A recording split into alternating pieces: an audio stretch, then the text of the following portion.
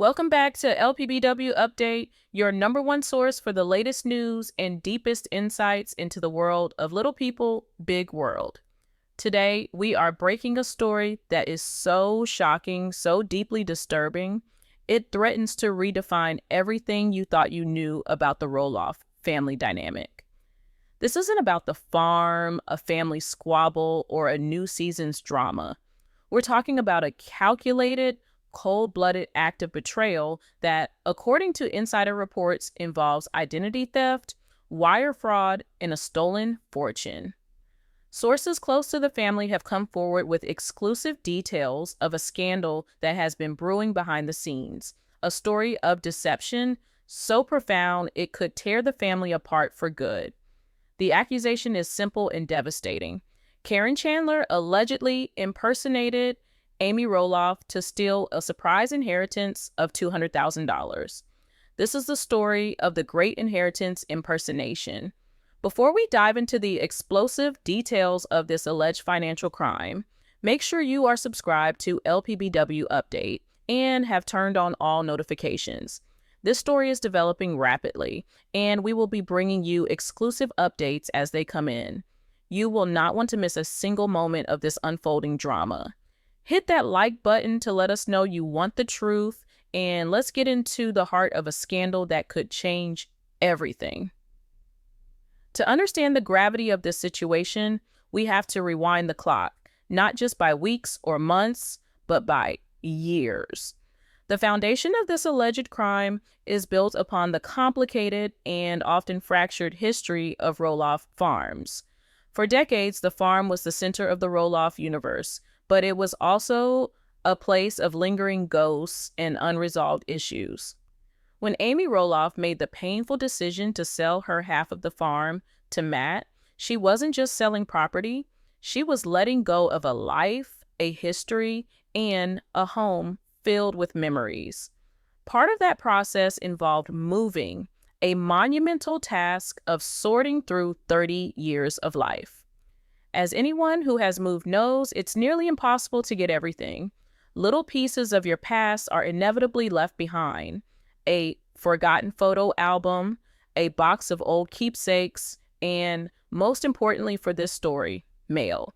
Our sources indicate that for years after Amy moved out and married Chris Merrick, a trickle of her old mail continued to arrive at the farm's main address. It's a common oversight. Old subscriptions, long forgotten accounts, and distant contacts who never got the memo about her new life. For the most part, this mail was a nuisance, a pile of junk that Matt or Caryn would either discard or occasionally pass along to Amy. But within this forgotten stream of correspondence lay a ticking time bomb, a single letter that would ignite a firestorm of deceit. The farm, once Amy's home, had become a blind spot in her life, a place where her personal information was vulnerable, and where someone with intimate knowledge of her past could theoretically exploit that vulnerability. And no one, besides Matt, had more intimate knowledge of the farm's operations and its lingering secrets than Caryn Chandler. The story begins not in Oregon, but hundreds of miles away, in a quiet town where elderly, distant relative of Amy's passed away. This wasn't a close family member Amy spoke to every week. According to our insider reports, this was a great aunt, a woman from her mother's side of the family whom Amy had only met a handful of times as a child. This relative, let's call her Great Aunt Mildred, had lived a long and frugal life, and having no children of her own, decided to leave her modest fortune to the descendants of her siblings. Amy, being one of those descendants, was named as a beneficiary in the will. She had absolutely no idea this was coming. It was a complete surprise, a bolt from the blue, a gift from a past she barely remembered. The inheritance was substantial, a staggering $200,000. The estate lawyer, a small-town practitioner tasked with settling Mildred's affairs, began the process of contacting the beneficiaries. He was a diligent man, but he was working with old information. When he looked for Amy J. Roloff, the last known address he could find in the records was the one that had been her home for 30 years, Roloff Farms. Not having a current phone number or email, he did what any lawyer would do. He drafted a formal legal notice detailing the inheritance, explaining the probate process, and requesting that Amy contact him to arrange for the transfer of funds. He placed this life-changing document into a certified mail envelope and sent it on its way to the one place Amy no longer called home. This is where the story takes a dark and opportunistic turn. On what seemed like any other day at Roloff Farms, Caryn Chandler was, according to our sources, undertaking a clean out of one of the outbuildings, perhaps the old office or a storage barn. These spaces on the farm are notorious for accumulating years of clutter, and among the old files and forgotten equipment was a box. A simple cardboard box labeled Amy's Old Mail. It had been sitting there for months, maybe longer. A collection of forgotten letters, catalogs, and circulars. Out of a mix of tidiness and curiosity, Caryn decided to sort through it before throwing it out. And there it was, a large, crisp envelope from an out-of-state law firm. It was addressed specifically to Amy J. Roloff and stamped with the unmistakable red and white markings of certified mail. It looked important. It felt important. Any other person might have set it aside, made a note to give it to Matt, or even sent a text to Amy. But according to the theory pieced together from insider information, Caryn did none of those things. A flicker of something else took hold. She took the letter and, in a moment of privacy, she opened it. The legal jargon might have been dense, but the numbers were crystal clear. $200,000 in inheritance. For Amy. The document laid it all out. The name of the deceased relative, the law firm's contact information, and the instructions for the beneficiary. For a moment, she must have been stunned. But then a plan allegedly began to form, a scheme born of resentment, entitlement, and a breathtaking sense of opportunity. To understand why Caryn would even contemplate such a crime, we have to delve into the psychology that our sources believe was at play. For years, Caryn had transitioned from farm manager to Matt Roloff's partner, effectively stepping into the role of matriarch of the farm. In her mind, she had put in the work.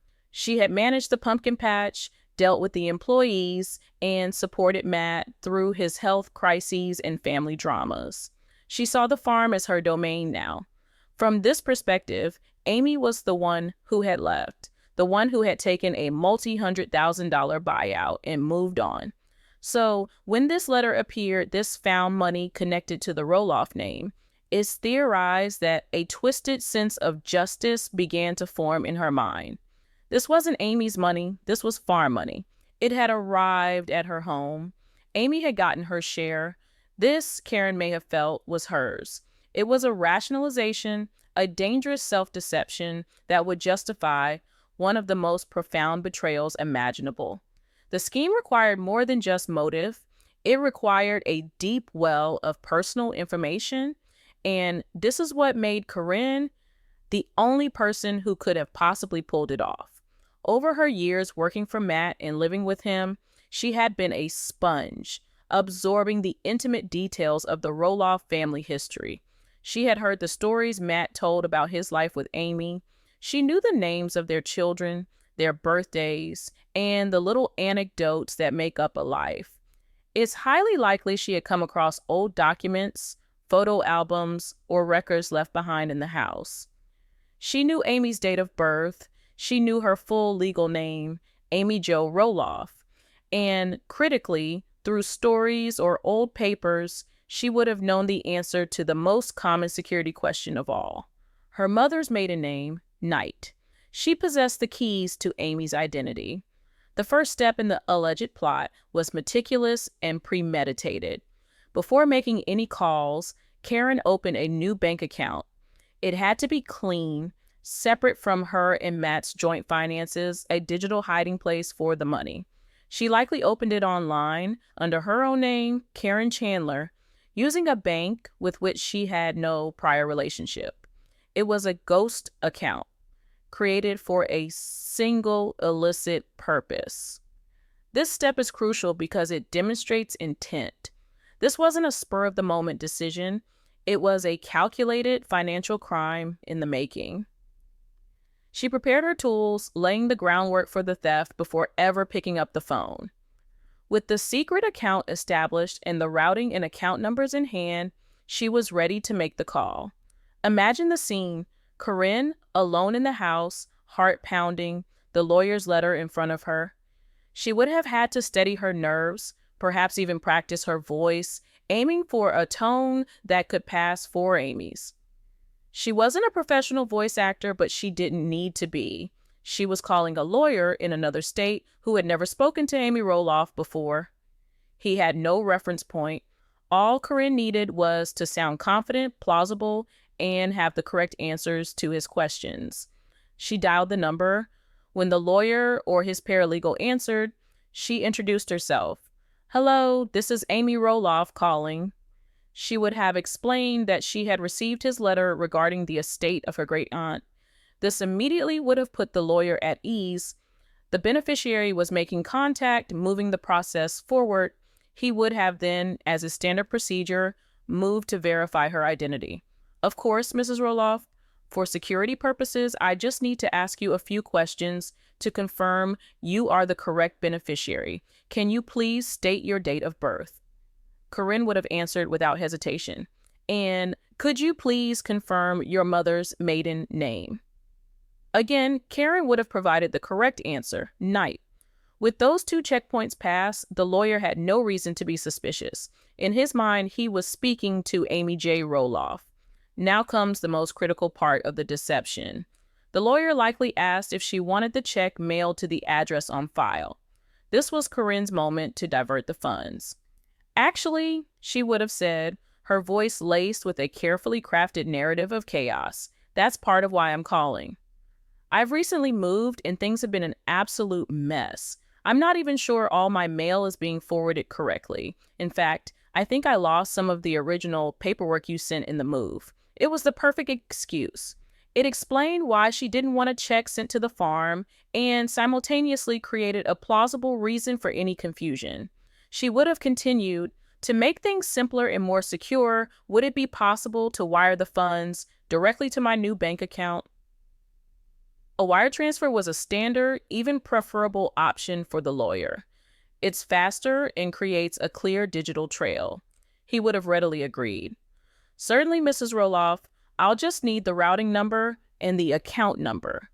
Caryn, reading from the information for her secret account, would have calmly dictated the numbers. The lawyer would have read them back to confirm.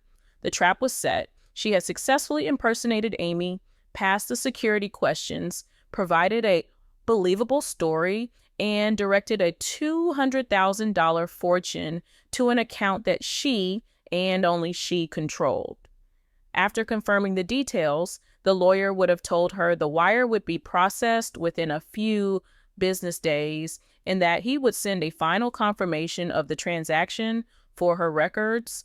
Caryn would have thanked him and hung up the phone, her adrenaline surging. She had done it. The days that followed must have been a masterclass in deception. Caryn had to carry on with her life as if nothing had happened. She had to interact with Matt, perhaps even see the Roloff children, all while harboring this colossal secret. Outwardly, she was the same Caryn. Inwardly, she was a thief waiting for her score. Our sources suggest she would have been checking that secret bank account obsessively, clicking refresh on the web page or mobile app, waiting for the number to appear. And then, one morning, it did. A new balance.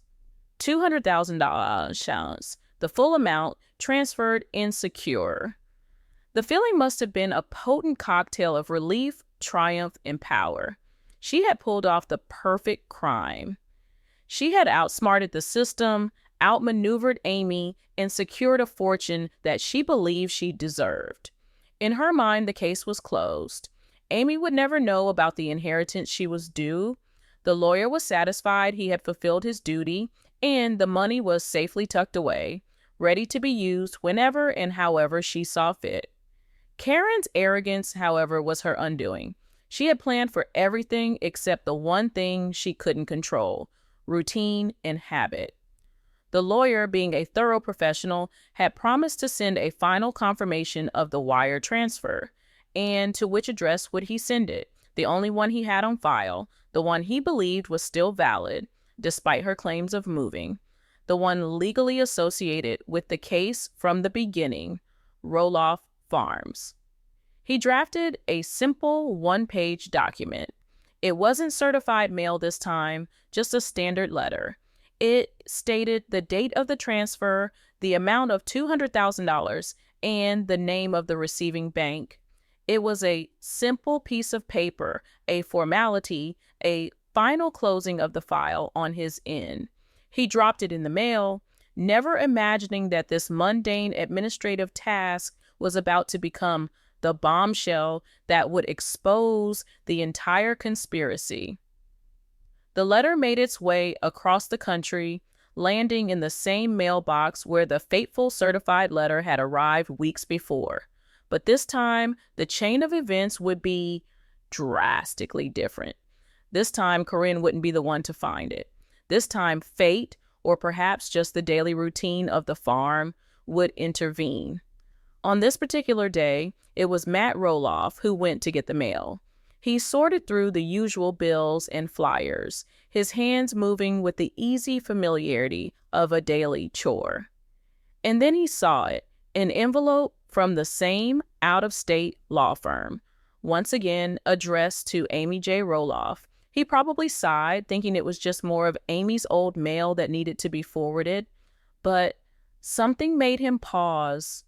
Curiosity, a sense of responsibility, or maybe, as our sources suggest, it was just an old habit.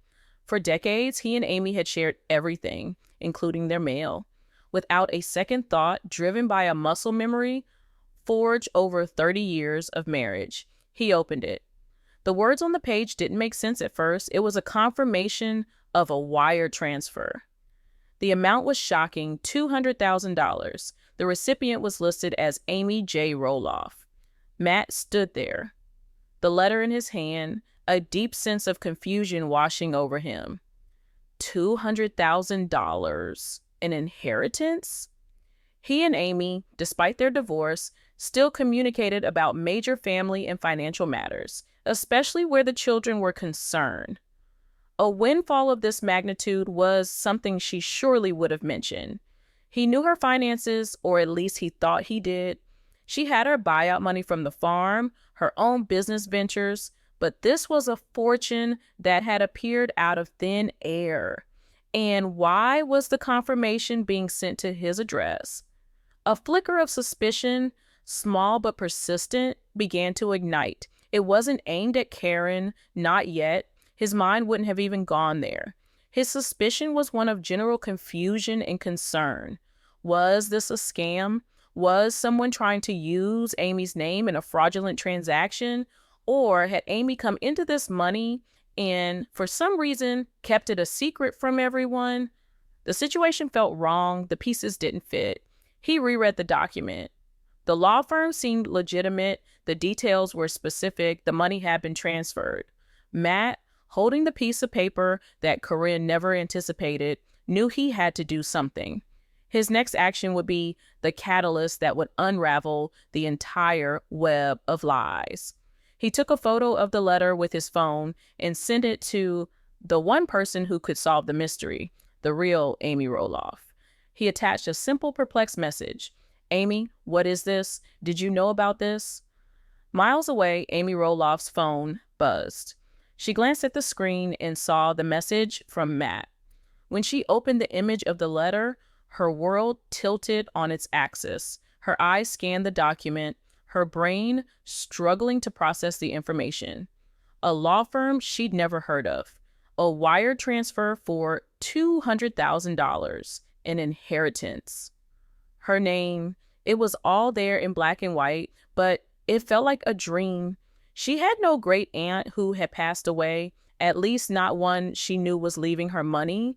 She certainly hadn't spoken to any lawyer or arrange for any wire transfer, her heart began to pound in her chest, a mixture of shock and a dawning, horrifying realization. This wasn't a mistake. This was something else entirely. The money had been transferred. It was gone. But it had never for a single moment been in her possession. Someone had taken it. Someone had stolen her name, her identity, and her inheritance. She immediately knew that only a very small circle of people had enough of her personal information to pull off such a feat. Her mind raced, a cold dread creeping in as she stared at the confirmation letter sent to the farm, the home she had shared with Matt, and the home where Caryn Chandler now lived. The game was up. Caryn believed she had won, that the money was hers, and the secret was safe. But the one piece of evidence she never accounted for was now in the hands of its rightful owner, and Amy Roloff was about to unleash a storm of justice that would expose the truth and bring the entire fraudulent empire crashing down. The image of the letter burned in Amy's mind, a black and white declaration of a crime. For a few long moments, she was paralyzed by a disbelieving shock. $200,000 was not a small sum. It was a life-altering amount of money. An inheritance from a long-lost relative felt like a blessing from the universe, a piece of good fortune she never expected. But to discover its existence only at the moment she learned it had been stolen felt like a cruel joke, a twisted trick of fate. The initial shock quickly began to curdle, solidifying into a cold, hard knot of anger in the pit of her stomach. This wasn't a random hacker or an anonymous scammer. The confirmation letter had been sent to Roloff Farms. The impersonator had known her mother's maiden name. The list of people with that knowledge, combined with access to her mail at the farm, was terrifyingly short. In fact, in Amy's mind, the list had only one name on it: Caryn Chandler. Her hands trembled, not from fear, but from a surge of adrenaline-fueled rage. She had to act, and she had to act now. Every second that passed was another second that the stolen money could be moved, hidden, or spent. Her first and most crucial step was to contact the law firm listed on the letterhead. She took a deep breath, steadied herself, and found the phone number. As she dialed, her mind was a whirlwind. What would she say? How could she prove she was the real Amy Roloff? She was preparing for a battle, ready to fight to be believed. When a paralegal answered, Amy spoke with a forced calmness, her voice tight. "Hello, my name is Amy Roloff. I need to speak with the lawyer handling the estate of my great-aunt." She was put on hold. The waiting was agonizing. Each second felt like an hour. Finally, a man's voice came on the line, warm and professional. "This is Mr. Harrison. How can I help you, Mrs. Roloff?" Amy took another deep breath. "Mr. Harrison, my ex-husband just forwarded me a letter from your office. It's a confirmation of a $200,000 wire transfer made to me. The problem is I never spoke to you, I never arranged a transfer, and I have not received any money." There was a moment of dead silence on the other end of the line. The lawyer, Mr. Harrison, was likely processing the impossible. He had done his due diligence. He had verified the identity of the beneficiary. He had the notes from his call. "I'm sorry, Mrs. Roloff, I'm a bit confused," he finally said, a note of caution in his voice. "I spoke with you myself just last week. We had a very pleasant conversation. You provided your date of birth and your mother's maiden name. You told me you had recently moved and asked for the funds to be wired to a new account to avoid any issues with the mail." Hearing the details of the deception laid out so plainly sent a chill down Amy's spine. The lie was so complete, so plausible. "Mr. Harrison," Amy said, her voice now hard as steel, "I can assure you, you did not speak with me. I have not moved. I still live at the same address I've been at for years since my divorce. Someone intercepted my mail and they impersonated me. You have been the victim of a fraud, and I have been the victim of a theft. To prove her identity, Amy offered to send him a copy of her driver's license, her passport, anything he needed. She gave him her real date of birth and confirmed her mother's maiden name. She then provided him with her current real address. The details she provided, different from what the impersonator had claimed, began to paint a horrifying picture for the lawyer. He was a man whose entire profession was built on trust and verification, and he was realizing he had been expertly deceived. His tone shifted from professional warmth to one of grave concern. He pulled up his notes from the original call. He could hear the horror in his own voice as he confessed the details. The woman I spoke to, she knew everything. She sounded so convincing. She mentioned her mother, Patricia Knight. She spoke about how chaotic the move was. He trailed off, the reality of the situation crashing down on him. He had wired $200,000 of his client's estate to a thief. His professional reputation and potentially his license was on the line. He immediately assured Amy that his office would cooperate fully and that they would do everything in their power to rectify the situation. He asked for the details of the bank account listed on the confirmation letter Matt had found. He needed to start the process of tracing the funds immediately. The call ended with a grim understanding between them. A major crime had been committed, and they were now allies in the fight to uncover the truth and reclaim what was stolen. After hanging up the phone, Amy sat in silence for a moment, the lawyer's words echoing in her ears. The impersonator had known her mother's name was Patricia. The casual, confident lies about moving, the intimate knowledge of her past, it all pointed in one direction. It was Caryn. It had to be. Amy thought back over the years of tension, the subtle digs, the feeling of being replaced in her own home. She remembered Caryn's deep involvement in the farm's business, her access to every building, every office, every forgotten box of old papers. She had the access, she had the knowledge, and now Amy believed she had the motive, greed, and perhaps a deep-seated resentment that had festered for years. This wasn't just about money, it was a violation of the deepest kind. Caryn hadn't just stolen money, she had stolen Amy's name, her voice, her very identity, and used it to enrich herself. The betrayal was absolute, but Amy Roloff was not a woman to be trifled with. Her anger now had a purpose. It was a fuel driving her forward. She was not just going to get her money back, she was going to expose the truth. Her next call was to her own lawyer. She explained the situation calmly and methodically, laying out the evidence. The intercepted certified letter, the fraudulent phone call, the secret bank account, the confirmation letter sent to the farm. Her lawyer listened intently, the severity of the situation growing with every word. When she finished, he was unequivocal. "Amy, this is wiring fraud and identity theft," he stated plainly. "These are federal crimes. The amount is significant, which makes it a major felony. We need to involve the authorities immediately." This was the point of no return. Involving the police and potentially the FBI would turn this private betrayal into a public scandal.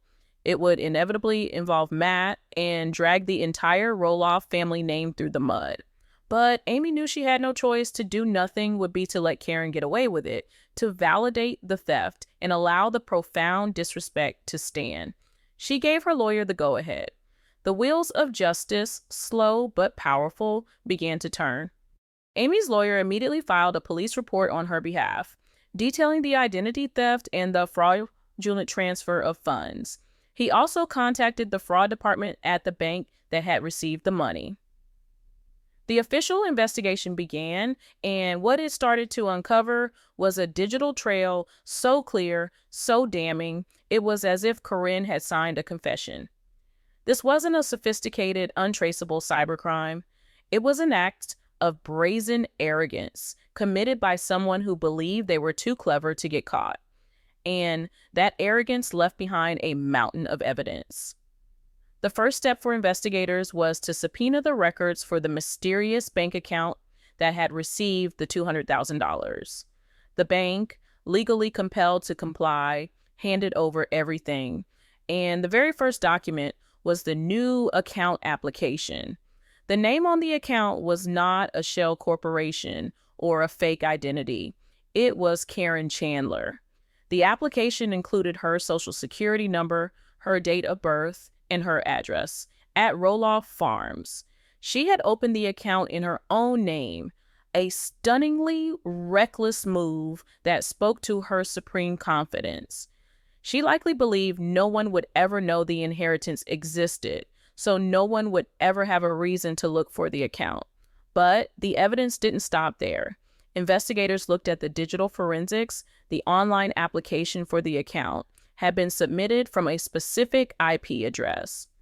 A simple trace of that IP address led them directly to the internet service provider for Roloff Farms. While it wasn't a smoking gun that proved it was Caryn's specific computer, it placed the creation of the fraudulent account squarely within the home she shared with Matt. The next piece of the puzzle came from phone records. The lawyer, Mr. Harrison, had a record of the exact date and time of the impersonation call. Subpoenaed cell phone records for that day showed a call from Caryn Chandler's mobile number to the lawyer's office in another state, lasting for the exact duration he had noted.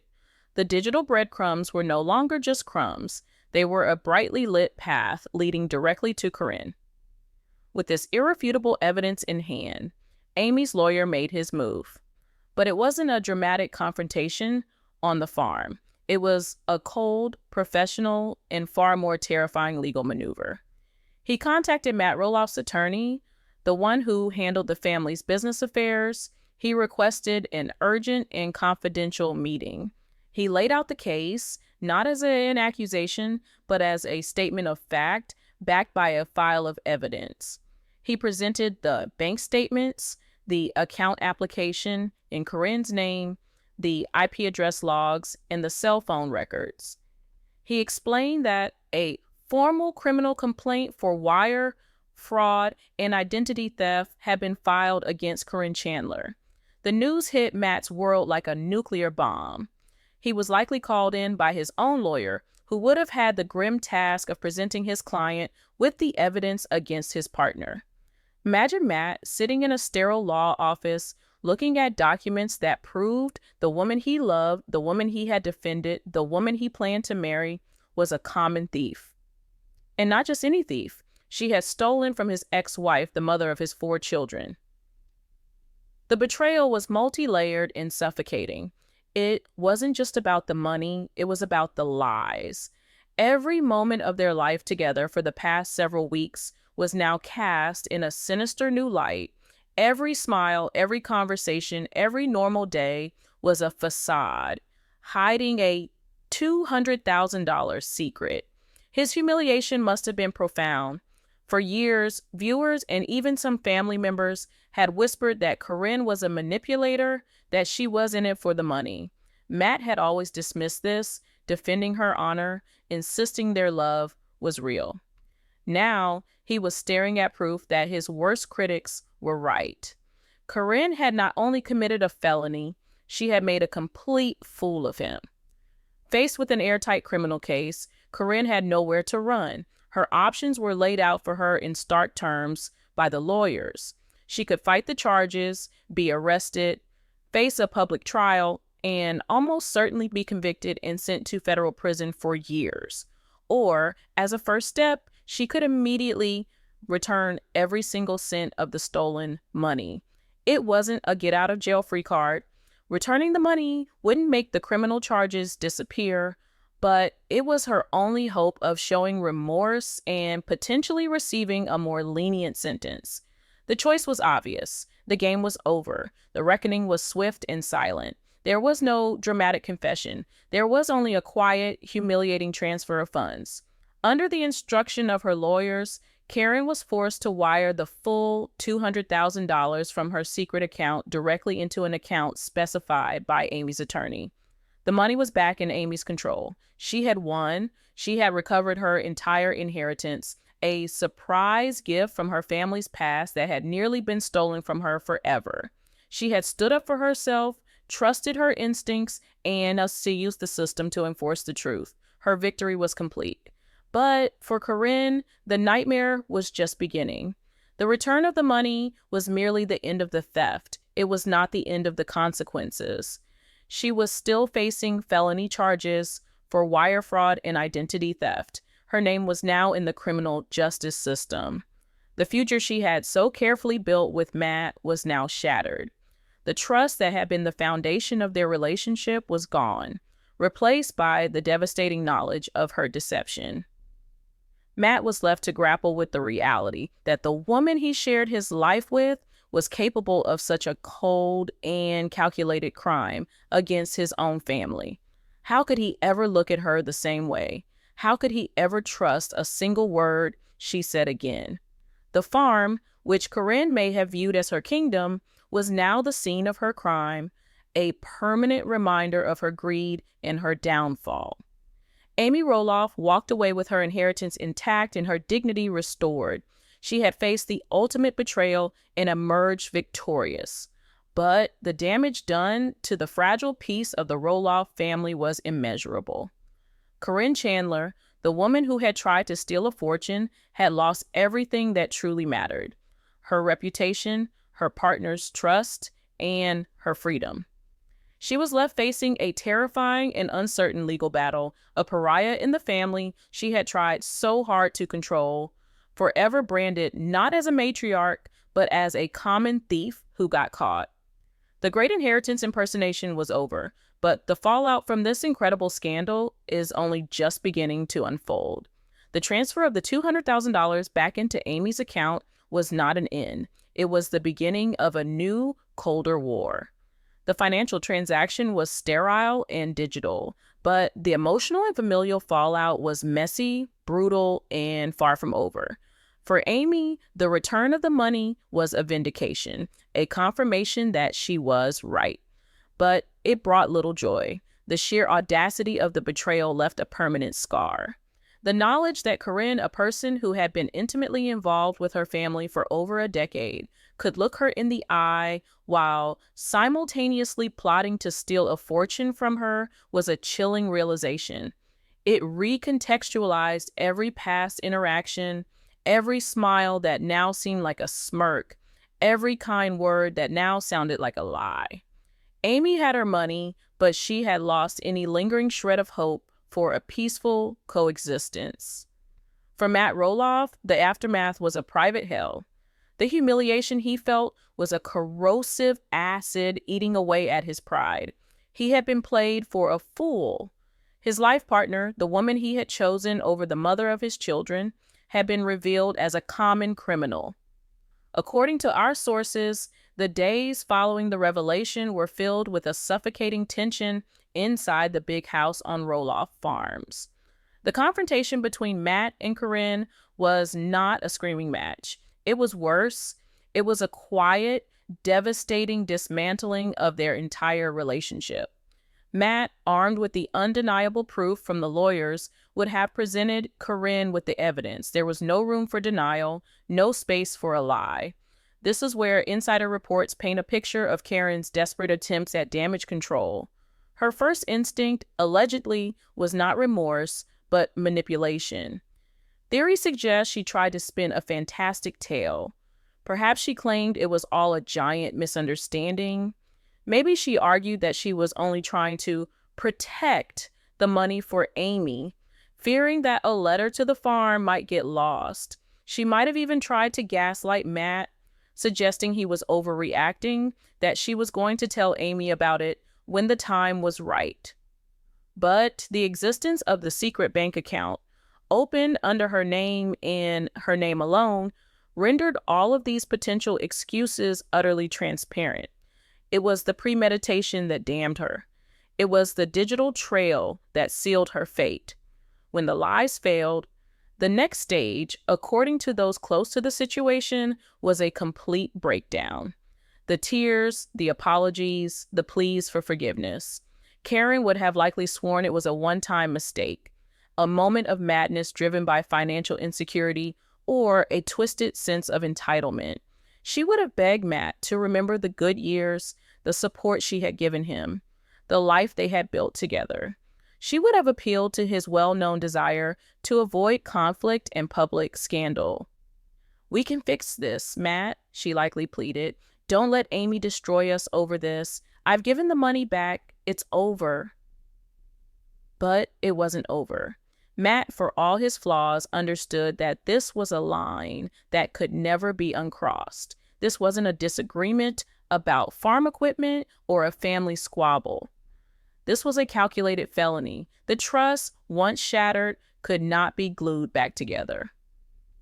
He was looking at a stranger, a woman capable of a level of deception he had never imagined. The news of the scandal spread through the Roloff children like a shockwave.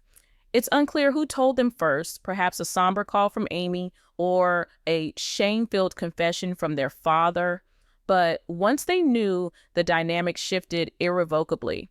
For Zach and Tori, who had already established a significant distance from Matt and Caryn over the farm negotiations, this news was a sickening validation of their feelings.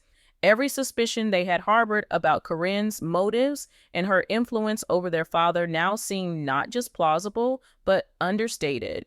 The source of their estrangement was no longer just a feeling of being slighted in a business deal. It was the realization that the person at their father's side was, in their eyes, a predator. Any hope of reconciliation, any chance of bringing the family back together for holidays or birthdays was now likely dead. How could Tori and Zach ever allow their children to be around a woman who had tried to steal from their grandmother? For Jeremy and Audrey, who had forged their own path away from the farm, the news would have been just as shocking, solidifying their decision to keep their distance. It's another layer of toxicity they would want to shield their family from. The entire narrative of the family farm, the legacy that Matt so desperately wanted to preserve, was now tainted by a sordid story of theft and betrayal. The inheritance impersonation had become the final unforgivable sin, poisoning the well of family history for a generation. Legally, Caryn was in treacherous waters. While Amy had her money back, the district attorney's office now had a case file on their desk for wire fraud and identity theft. These are not charges that simply vanish because the victim has been made whole. The crime was the act itself. This is where our exclusive theory suggests Matt Roloff made a crucial and perhaps controversial decision. Faced with the prospect of his partner being arrested, charged, and dragged through a public court case that would dominate tabloid headlines for months, Matt likely instructed his lawyers to do whatever it took to mitigate the damage. A public trial was his worst nightmare. It would expose the family to ridicule and lay bare the depth of their dysfunction. More than that, a trial might require Amy and even his own children to testify against Caryn. It would be a circus of shame. And so a deal was likely brokered behind the scenes. Caryn, with the help of a high-priced legal team likely funded by Matt, would agree to a plea bargain.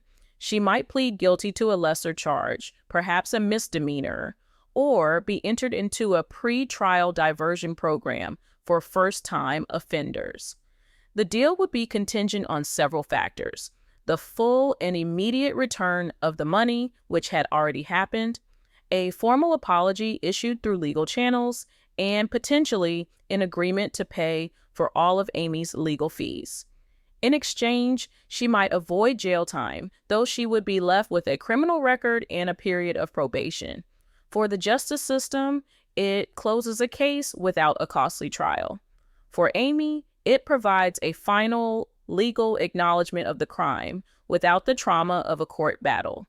And for Matt, it keeps the worst of the scandal out of the public eye. It was damage control, pure and simple. But even with the legal fires put out, the personal relationships were ashes. The engagement between Matt and Caryn, which had already been subject to endless speculation, was now a sham. How could they get married? The vows of trust and honor would be a mockery. Our most recent reports state that the wedding is indefinitely postponed, a polite euphemism for canceled. They may continue to live together on the farm, at least for a while, bound by shared finances and a reluctance to face the public fallout of a breakup. But the relationship, as it was, is over. They are now partners in a secret, prisoners in a house full of resentment and broken trust. Matt is left with the agonizing knowledge that he has tethered his life to a thief, and Caryn is left with the knowledge that she is only there on his sufferance, her power and influence utterly gone. For Amy, this event marked the final, definitive severing of her ties to the old farm and its drama. She had won. She had faced down a profound betrayal and emerged stronger, richer, and completely vindicated. Her life with Chris Merrick, a life built on mutual respect and genuine affection, now seems like a peaceful harbor compared to the stormy, treacherous seas of her past with Matt. The $200,000, once a symbol of theft and deception, was now a symbol of her victory. It was a nest egg for her and Chris, a fund for their travels, a security blanket for their future. It was money that came from her family's history, and she had successfully protected it from the predator at the gates of the farm. She is free in a way she has never been before. She no longer needs to worry about the politics of the farm, about Caryn's influence, or about Matt's decisions. That chapter of her life is now closed, locked, and bolted, and she holds the key. And what of the future of Roloff Farms itself? The scandal may be the final push Matt needs to rid himself of the property that has brought him so much wealth and so much pain. The farm is no longer a symbol of family legacy. It's the scene of a crime, a place of broken dreams and fractured relationships. With none of his children willing to take it on, and with his personal life in shambles, the for sale sign that has loomed for years might finally become a reality. He may sell the entire property, take his money, and attempt to start over somewhere new, away from the ghosts of his past. The great Roloff dynasty, the one that built a television empire on the foundations of family and farm life, may end not with a grand celebration, but with a quiet, ignominious real estate transaction. So, as we stand back and look at the wreckage, what is the ultimate lesson of the great inheritance impersonation? It's a story as old as time, a story of greed, jealousy, and the corrosive effect of secrets. Caryn Chandler, driven by a sense of entitlement and a stunning lack of moral character, saw an opportunity and took it, believing she was smart enough to get away with it. But her arrogance was her downfall. A single, routine piece of mail, opened by the wrong person at the right time, unraveled her entire scheme. She flew too close to the sun, and the consequences have been catastrophic. Amy Roloff has her inheritance, but the family has a wound that will never truly heal. Matt Roloff is trapped in a relationship built on a lie, and the future of the entire Roloff legacy is more uncertain than ever. This is a scandal that changes everything, and you can be sure that we here at LPBW Update will continue to follow every development, bringing you the exclusive theories and insider reports that you won't find anywhere else. The theft may be over, but the story is far from finished.